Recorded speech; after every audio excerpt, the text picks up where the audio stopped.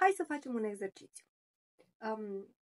Uite, îți prezint o afirmație sistemică pentru un bărbat care simte, sau dacă tu ești un bărbat care simți că nu poți găsi o femeie cu care să creezi o relație stabilă și o familie, poți rosti cu calm, într-un spațiu liniștit, cu voce tare, dar întotdeauna și absolut întotdeauna cu respect față de toți cei pomeniți, următoarele.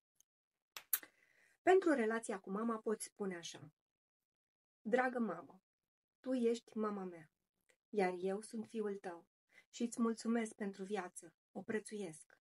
Din iubire, poate am rămas prea aproape de tine.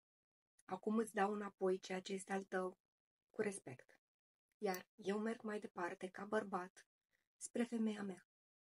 Iar tu rămâi mereu în inima mea, ca mama mea. Bun, îți las acum și o afirmație pentru foste relații, dacă există. Și te adresezi imaginar, evident, aducând-o în fața ochilor pe fosta ta iubită sau soție sau ce o fi reprezentat ea pentru tine la un moment dat în viața ta și spui calm și cu respect: te văd. Ai fost importantă pentru mine. Îți dau acum un loc în inima mea, acolo unde ți este locul. Și îți mulțumesc pentru ce am trăit împreună. Acum îți dau drumul și merg mai departe. Următoarea femeie va avea locul ei și doar al ei. Iar acum, iată o afirmație pentru femeia care urmează să vină. Bun. Te aștept, chiar dacă nu știu cine ești, și sunt pregătit să te văd așa cum ești. Iar dacă va fi să avem un copil, îl voi primi ca tată cu tot sufletul meu.